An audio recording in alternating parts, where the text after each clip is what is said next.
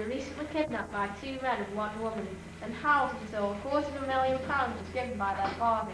But during the rescue that was supposed to have been so carefully planned, James lost his right leg. Now the parents want to know who's to blame. Over to the parents, how did you feel during the ordeal? We felt worried.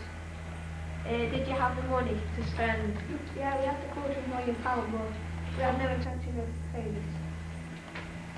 Why was that? Because we were counting on the police to do their job. Carol, did the kidnappers treat you well? Yeah, we kept us well if there was anyone wanted to do it, to give it to when they wanted to. Over to the police spokesman, he's got a speech to make.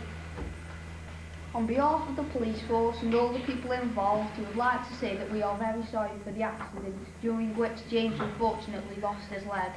The rescue was very carefully planned and the accident was not meant to happen. He spent many days considering each possible way to rescue the children unharmed. Over to the doctor, what was James's condition when he came in? Critical, and we didn't know if we'd be able to get his leg back on or not. How long did the operation take? About 15 hours. Compensation. How much compensation would you want? 1,000. Why would you want thousands? Because we need it for the facilities. Yeah. So final conclusion. Whose fault was it? We think it was the police's fault for not doing their job properly. They're supposed to be well trained. And the SAS, whose fault was it? Parents Why was that? shouldn't let the children out unsupervised. I was on a business trip.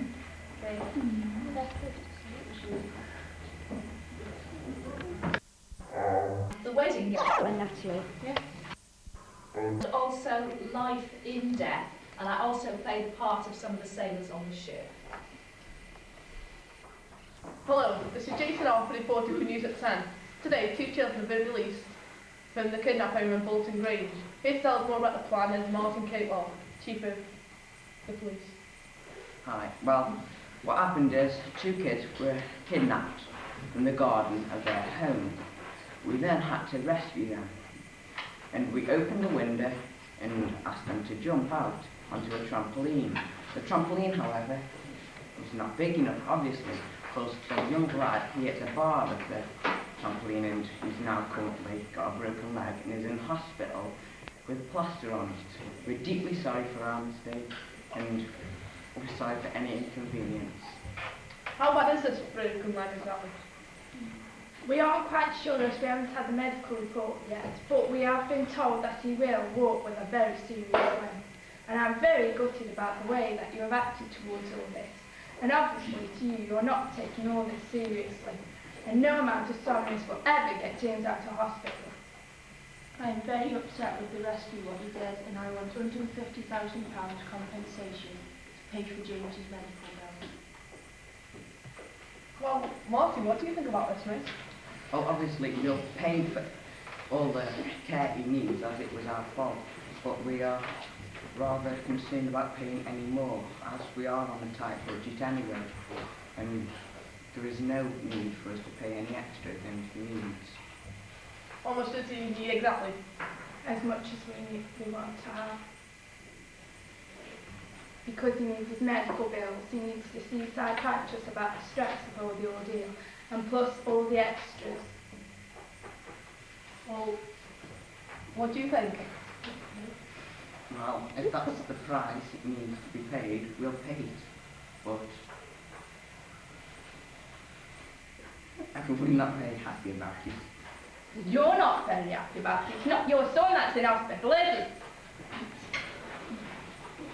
Well, this is Jason Alford reporting for News at 10. We'll let these get on with their conversation.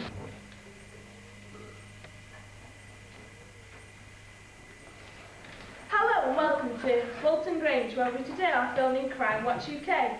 We are today investigating the kidnapping of Carol and James Baxter, and here with us we have Chief Inspector Howell and Constable Hancock and the relieved parents of the children, which are now at home safe. But the consequences of this plan came back on the police and somehow it just went terribly wrong. And James has just come out of a coma, even though Carol is alright. Mr. and Mrs. Baxter, do you think the police could have done any better in the circumstances? I think they should have done, because if they said the plan was foolproof, it should have been, and nobody should have got hurt. What do you think about this, Chief Inspector Hancock? The plan went terribly wrong because one of the kidnappers escaped from custody. Constable Hancock can fill you in more. Well, we ran in, we grabbed the kidnappers when he just turned around, lashed out and hit me with the run. I saw him follow me and he ran for the children. He grabbed James and knocked him down to the floor. And that's what happened. Mrs. Baxter, how do you think the situation could have been improved? He should have been foolproof. He said he was. He used a bomb instead of using something else. He could have broken in. Do you think he could have changed the plan in any way? If we had broken in, I'm afraid the burglars would have been alerted and would have either run off with the children, hurt them, and our police force would have been in danger as well. How much compensation would you like for this? Well, I would like as much compensation as it would cost for James to be better again, because he might not walk again, he might have to be in a wheelchair and he'll never be right in the head again. Can the police force afford this right now? I'm afraid we can't. We're on a very tight budget, but we'll try to make up for as much cost as we can. This is Claire Hooper, reporting for Crime Watch UK. Good evening, this is Peter Weston reporting for the 9 o'clock news at Bolton Grange, the scene of the death of James Baxter. With me I have Mr. and Mrs. Baxter, the parents of the child who died, and a police spokeswoman, Mrs. Kelly Ashby. Firstly, Mrs. Ashby, what happened? Well, we had devised a plan to break in and arrest the 2 kidnappers, but sadly this went wrong. So what we did is we waited till midnight and then we had a ladder, climbed up to the window and rescued the 2 children. But sadly the boy let go of the policeman's back, which he was on, and he fell on his head. So, do you think that this is the police's fault? Of course it's the police's fault. They didn't take the proper safety precautions. What do you think of this? Well, I think it's the child's fault for not keeping all the policemen's back. You're blaming my son? Yes. Mrs. Baxter, do you want compensation for this blunder? Yes, How much are you talking about? as much as they could. How much are you prepared to give in compensation? Well, until the further investigations have been carried out, no one can say how much there will be. This is Peter Wadley, BBC News, Bolton Grange. How much is that about, Miss Baxter? A lot. We will never forgive the police for our child's death. So, how much compensation are you prepared to give them? Well, altogether, we don't really know. We've just got to carry out clinical investigations into his death. This is Peter Wadley, BBC. We're here with another edition of News Flash. Mr. and Mrs. Baxter are joining us. Mr. and Mrs. Baxter's child was injured in a police raid. What are your views on this, Mr. Baxter? I think it was the police's fault because their plan didn't go out properly. They didn't take enough care in rescuing the children. Right, what are your views on this, police constable? In my opinion, the police did a very good job on the raid. It was only by great misfortune that the child was injured. How could the child get injured though if you did the job properly? One of the kidnappers was trying to shoot the police involved and missing it hit one of the kids. What do you think now, Mr. Baxter or Mrs. Baxter? I think it's the police's fault because the police took great care. Then none of this would have happened. Given that, what do you think, Mr. Constable? I still think that the police did a very good job, and it's still very unfortunate what happened. So that rounds the interview up. No one knows whose fault it was. We'll bring you more next week. Hello.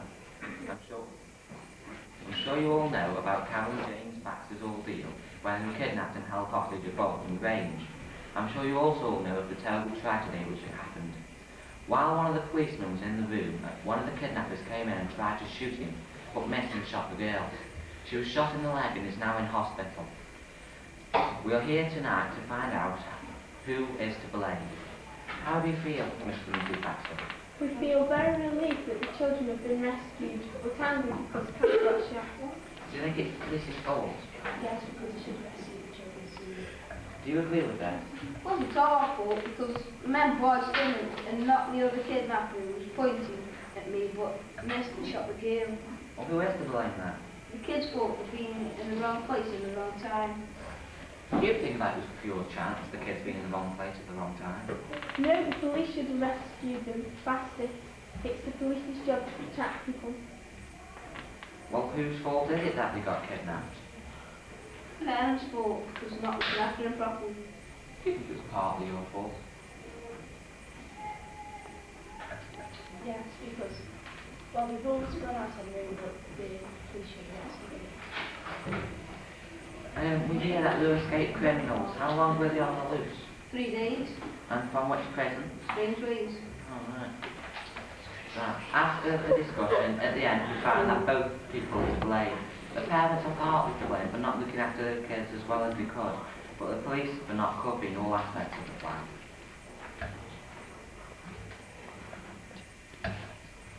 All right, I'm asking. I've been very silly to do that, but if it gets stolen...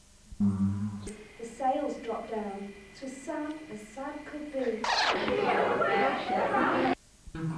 To break the silence of the sea, all in a hot and copper sky, the bloody sun at noon, right up above the masted stand, no bigger than the moon. Day after day, day after day, we stuck, no breath, no motion, as idle as a painted ship upon a painted ocean. Water, water, everywhere, and all the boards did shrink. Water, water, everywhere, nor any drop to drink. The very deep did rot, oh Christ, that ever this should be. Yea, slimy things did crawl with legs upon the slimy sea. About, in reel and rout, the death fires danced at night. The water, like a witch's oils, burnt green and blue and white. And some in dreams assured were of the spirit that plagued us so. 9 fathoms deep he had followed us from the land of mist and snow. And every tongue through utter drought was withered at the root. We could not speak, no more than if we had been choked with soot. Ah, well a day, what evil looks I had from old and young. Instead of the cross, the albatross about my neck was hung. There passed a weary time. Each throat was parched and glazed each eye. A weary time, a weary time. How glazed each weary eye when looking westward I beheld a something in the sky. At first it seemed a little speck, and then it seemed a mist. It moved and moved and took at last a certain shape, I wist. A speck, a mist, a shape, I wist, and still it neared and neared. As if it dodged a water sprite, it plunged and tapped and veered. With throats unslaked, with black lips baked, we could nor laugh nor wail. Through utter drought, all dumb we stood. I bit my arm, I sucked the blood, and cried, A sail! A sail! With throats unslaked, with black lips baked, agape they heard me call. Gramercy, they for joy did grin, and all at once their breath drew in, as they were drinking all. See, see! I cried. She tacks no more! Hither to work us wheel, without a breeze. Without a tide, she steadies with upright keel. The western wave was all aflame, the day was well nigh done. almost upon the western wave, rested the broad, bright sun, when that strange ship drove suddenly betwixt us and the sun, and straight the sun was flecked with bars. Heaven's mother, bring us grace! As if through a dungeon grate he peered with a broad and burning face. Alas! Thought I, and my heart beat loud, how fast she nears and nears. Are those her sails that glance in the sun like restless gossameres? Are those her ribs through which the sun did peer as through a grate? And is that woman all her crew? And is that a death? And are there two? Is death that woman's mate? Her lips were red, her looks were free. Her locks were yellow as gold, her skin was as white as leprosy. The nightmare-like in death was she, who fixed man's blood with cold. The naked hope alongside came, and the twain were casting dice. The game is done! I've won! I've won! Quoth she, and whistles thrice.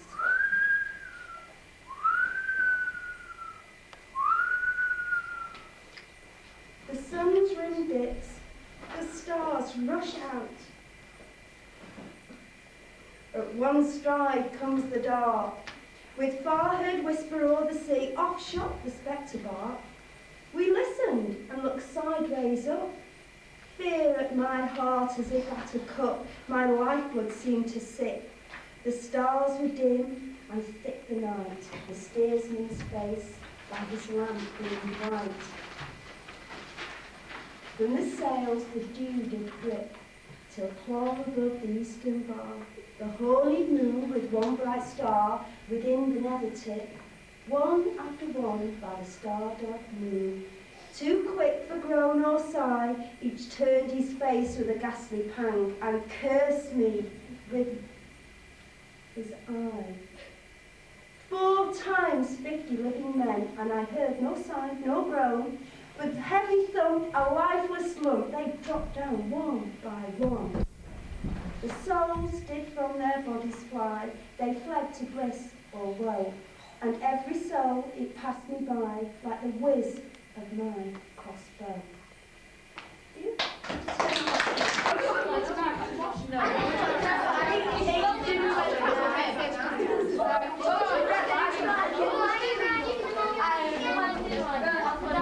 We didn't need four.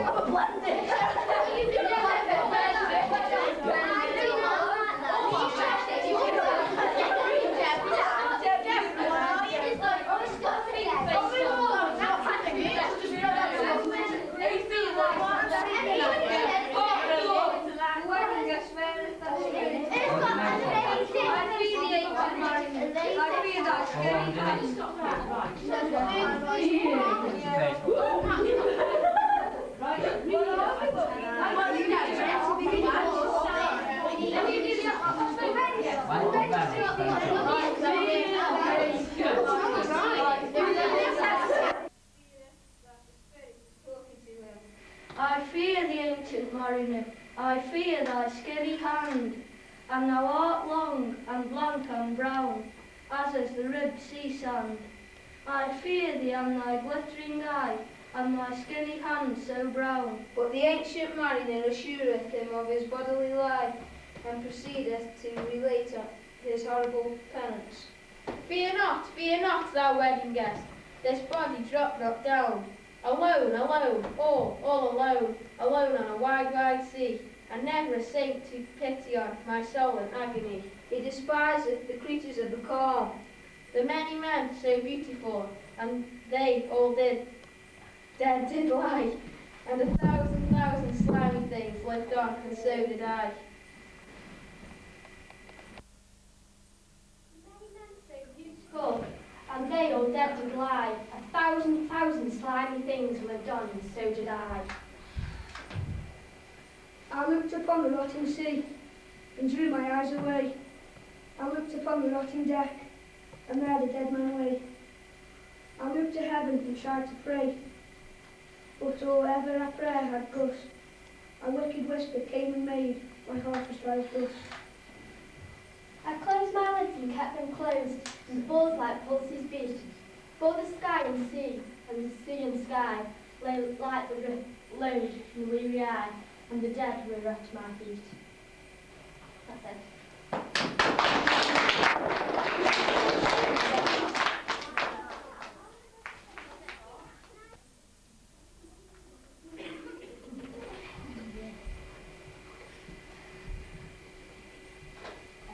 The wedding guest feareth that a spirit is talking to him.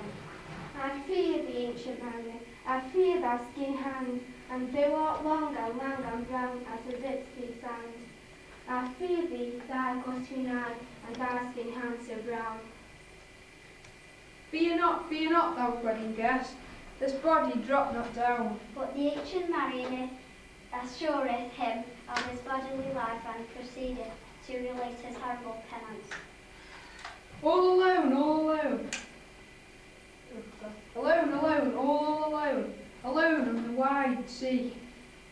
And never a saint to pity on, my soul in agony. He despised the creatures of the calm.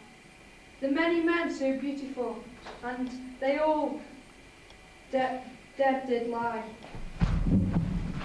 And 1,000 slimy things lived on, and so did I. I looked upon the rotten sea and drew my eyes away. I looked upon the rotten death, and there the dead man lay. I looked to heaven and tried to pray, but wherever a prayer had pushed, a wicked whisper came and made my heart as dry as dust. I closed my lids and kept them closed, and the balls like pulse beat, for the sky and the sea, and the sea and the sky, lay like a load on my weary eye, and the dead were at my feet. Well done.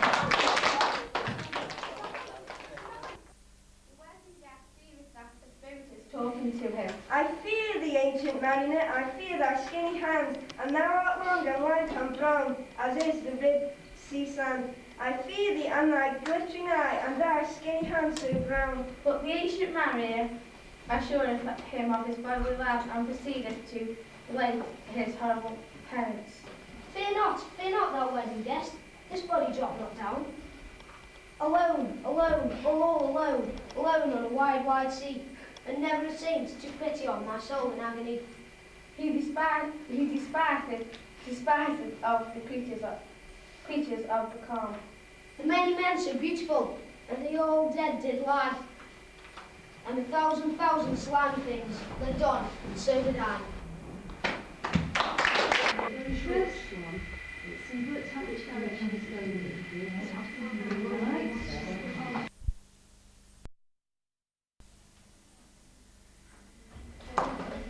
So, and you could actually, if you wanted to embellish that, have one or two people in the press.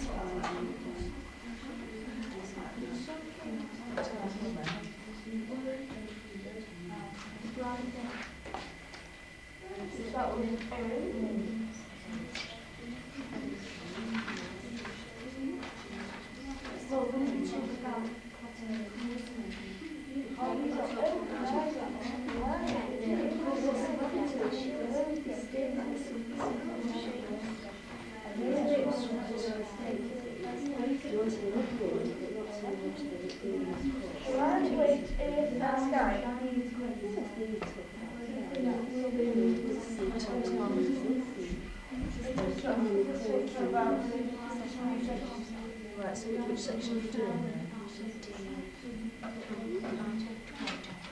Right, 20 to 50.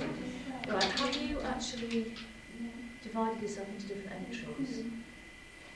I think that's one of the first things you've got to do is to decide, isn't it, where one entry starts and where another entry ends. No, you don't do always one entry, but you want to take all the lines, that's line 21 to 50, right there, and decide where one entry starts and then the next entry stops.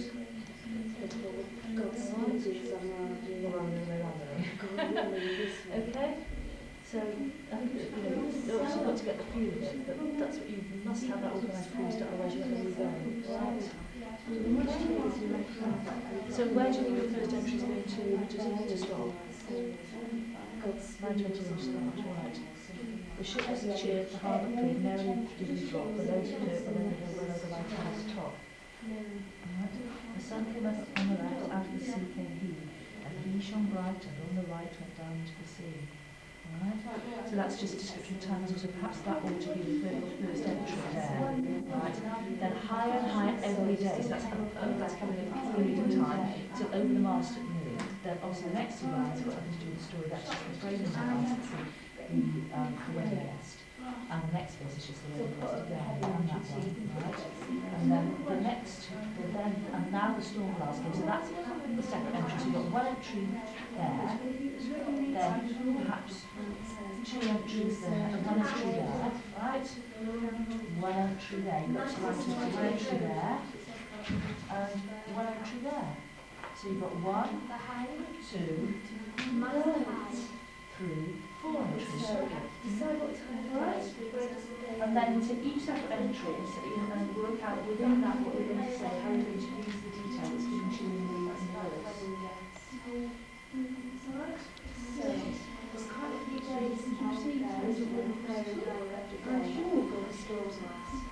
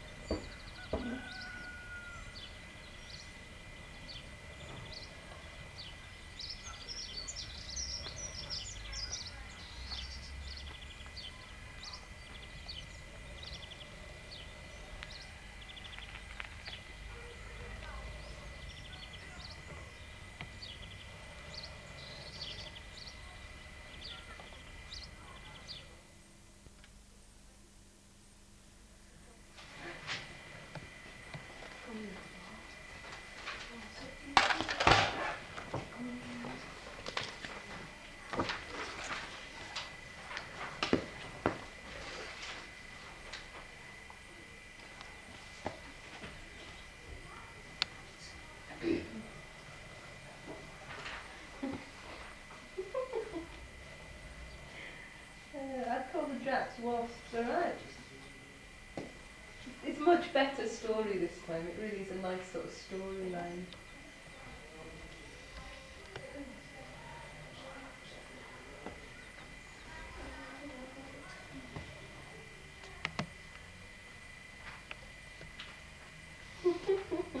That's really good. This is a couple of things. Chap, it's an ugly word, alright.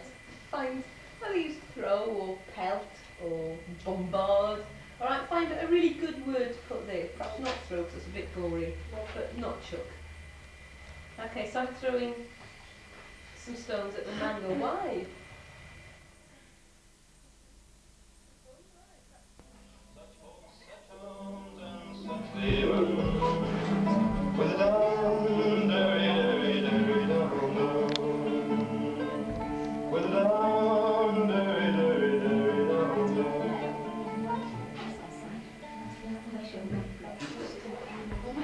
Right, you might want to indicate the chorus between you and the next person.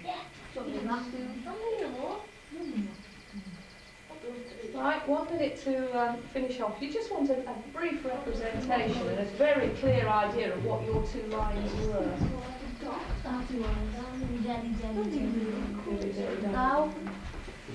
Guess what we're going to do next, folks?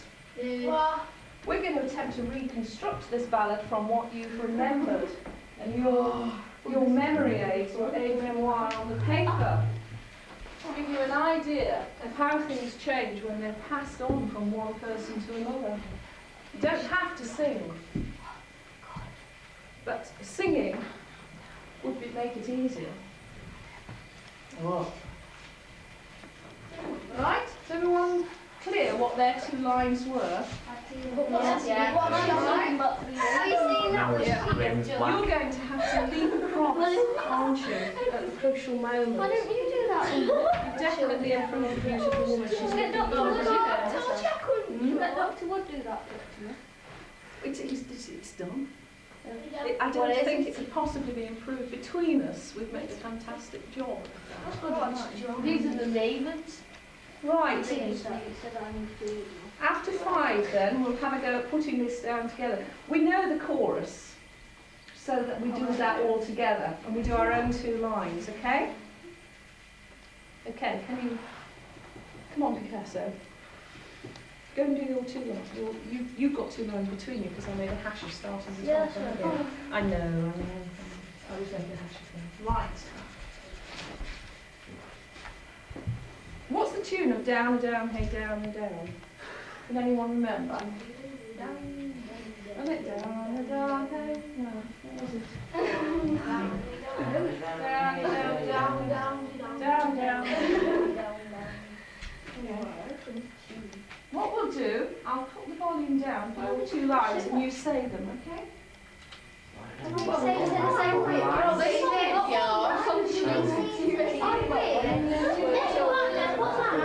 But you've got to Ready, go. 3, go on. There were 3 ravens. In a tree? On a tree. Sat on a tree.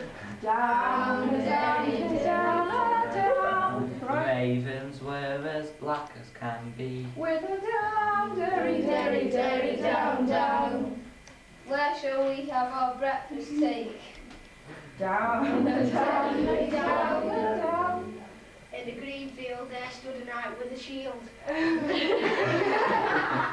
Right, we've got comes down, down, down, down, down, down, down. Right, go on. Down play down at his master's feet. Yeah. Down, down, down, down. Go on then. Ravens were flying eagles.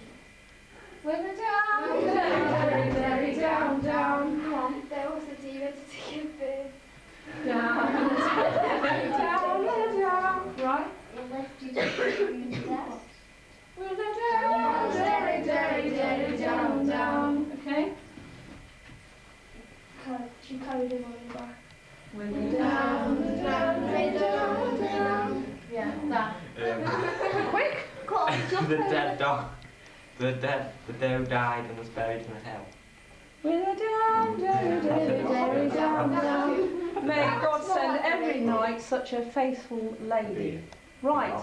Let's see what the actual thing should have been.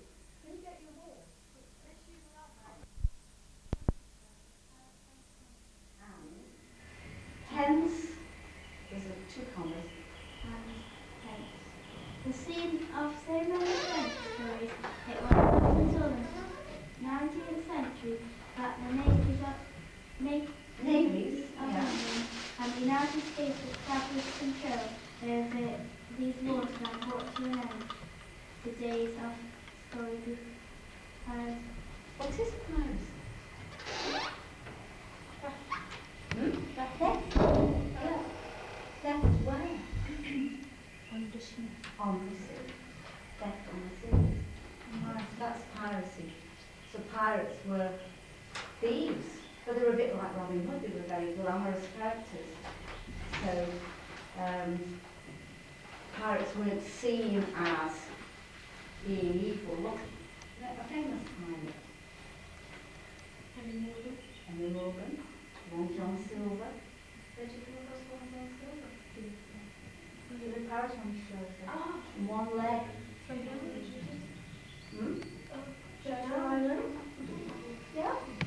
Would you like to read the first verse? I think you can read from comments. It's not easy reading poetry. Spanish waters, are you living in my youth? Like a slow, sweet piece of music from the great forgotten years, telling tales and picking tunes and bringing dreamy thoughts to me of the sandy beach at Muertos. where I would that I could be. Yes. There's a secret on Los Muertos, and it's there we came to anchor, and it's where we went ashore, where the blue lagoon sounds. I'll need to smell myself rushing through these broken out bodies of corpses cast up by the seas. The anchor that lost some weight on a sway dipped and the sun was red. We left her half a mile to sea to rest on the ahead. Before the mist was on the quay, before the day was done, we rode all ashore on Wertos, we prayed that we had gone. We bore it through the marshes in a half-scroll battered chest, sinking in the sucking quagmire to the sunburn on our breast, heaving over tree trunks, gasping, yawning at the fires and heat, longing for a long drink of the silver and the ships called Lazarus. The moon came white and rosy as we laid the treasure down. There was to be ladies of Edinburgh, as rich as Lena down. Copper charms and silver trinkets from the just of Spanish crews, gold doubloons and double moidors, louis d'ors and false doubloons. Clumsy yellow metal earrings from the Indians of Brazil, uncut emeralds out of Rio, Azure stones from Guayaquil, silver in the crude and fashioned pots of old Arica bronze, jewels from the bones of Incas, desecrated by the dons. We smoothed the place with mattocks, and we took and blazed a tree, which marks yon where the gear is hid, that no one will ever see. And we laid aboard the ship again, the south away we steers, through the loud surf of Wertos, where the beating in my ears. I'm the last arrived that knows it, to all the rest have gone their ways. Killed or died have come to anchor, and no one will praise. And I've one singing, filled in gold and starved and in despair. I know where all that gold is hid, if I roam there. It's not the way to end it all, I'm old and even blind, and an old man's past is a strange thing, but it never leaves his mind. And I see in dreams a while the beach, the sun's disk dipping red, and the tall ship on the top's tails, swaying past the neighbourhood. I'd be glad to step ashore there, glad to take a pip and go to the lone lace cocoa palm tree, in the place no others know, and lift the gold and silver that has mouldered there for years, by the loud surf of Los Mutos, which is beating in my ears. Yes. So, what was these pirates actually?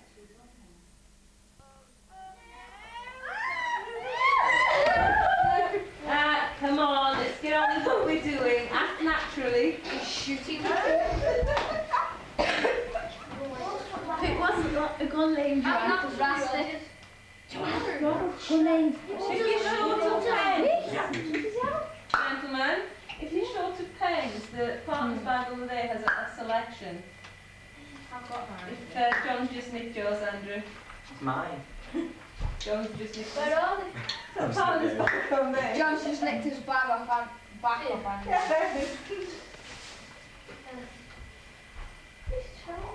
I can't wait to find out what you are, Andrew. It's fascinating. I know where Andrew is. Yeah.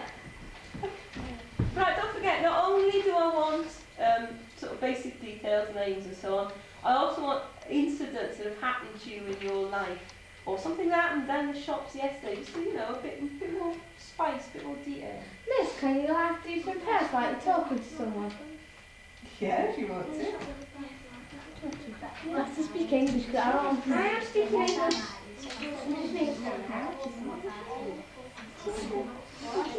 This bar sorry, Q-U-E-R. And I know that it's my first name.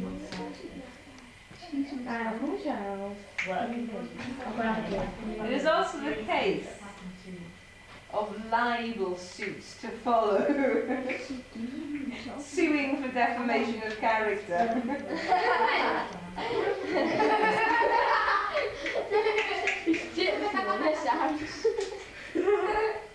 I don't mind.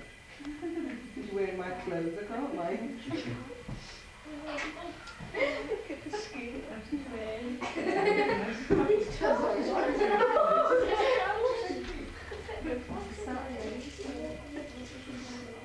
Because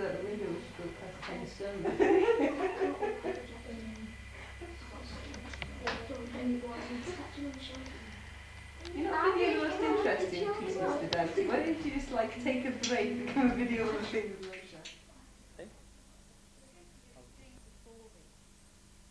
You give that person the same degree of respect that you would expect to get yourself.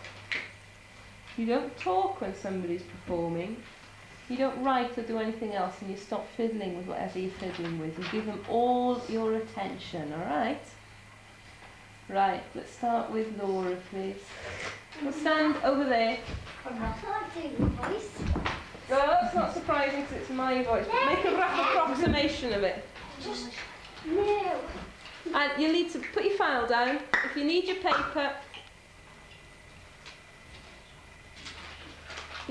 then hold it. Try not to read it, try and memorise most of it. I've got to sing. Sorry? I've got to sing your voice because I can't. Oh, just put a silly accent on. Like not. Ian. My name is Miss I am 28 years old. I am a school teacher at James Brindley. I am an English teacher. Also, I come from Wales.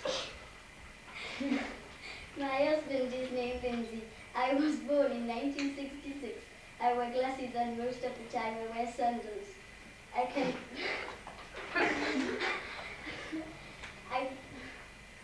can play a recorder. I went on a walk today and I fell down a bank. When I got home, I had camel on my shoes. Trousers. Just stand over there, love. Hurry. Do you want those coffee things moved? No. Can I start now? Hang on. When you're ready, Mr. Deville. My name's Jack Willard. I'm 33 years old. I'm a pilot. I work on the Jolly Roger. Last week we invaded Spain and robbed the Spanish Independent Bank and got all the diamonds and money. Then we got chased. And when we were in the Mediterranean Sea, we had a rape bleeding good war. Right, can I stop you, Craig, and just say, right, what you said was very good, your costume's lovely, but you were Craig telling me all that, reading something about somebody else. Can we have it with a voice this time that portrays piracy? That's what all this is about, is taking... Thank you from the chorus of good old lads in the background. Got to do it again now? Please. My name's Jack Willard. I'm 33 years old. I'm a pirate. I work on the Jolly Roger.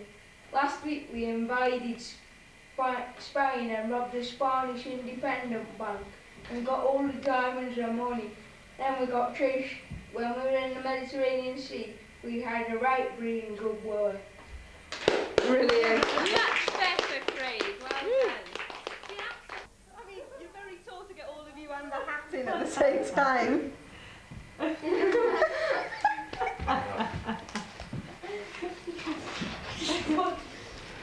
Excuse me.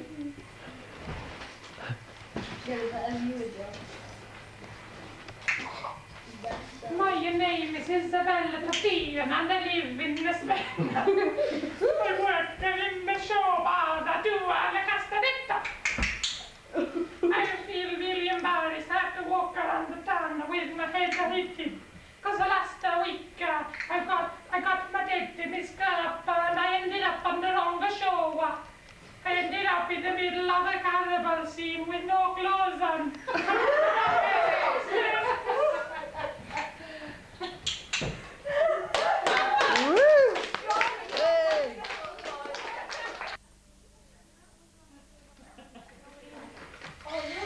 Right, shush.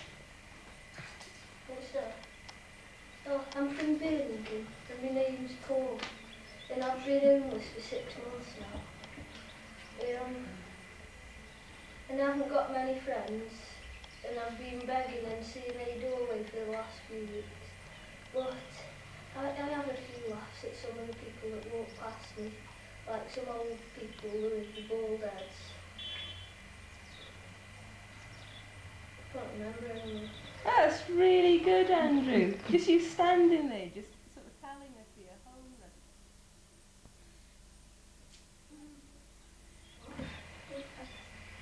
Right, I come from Liverpool. My name's Joe and I'm 17 years old. I live in a flat with 4 other people. Mark, John, Steve and James. I've left school and I've left home. The other day, I was walking down the aisle in the supermarket and I thought I saw someone I knew. I thought, that can't be Guy Lineker. So I walked up to him, tapped him on the shoulder, turned round. You know what? I was right. He wasn't. Oh dear. They say the old ones are the best.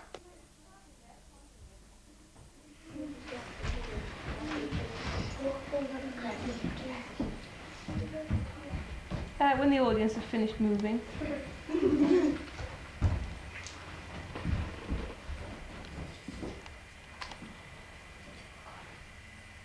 Hello, Jen. Hello, Gwen. Guess what? What? Me, Raquel, Joel, Janine and my husband Eve. I've been at the shops and we bumped into Steven Spielberg and he gave me a 2-year contract for a new film in Spain called Español and I've got an Oscar for it. You're dead lucky, but I bumped into Chris Evans at the shops. He's quite nice, isn't he? Yes, he is.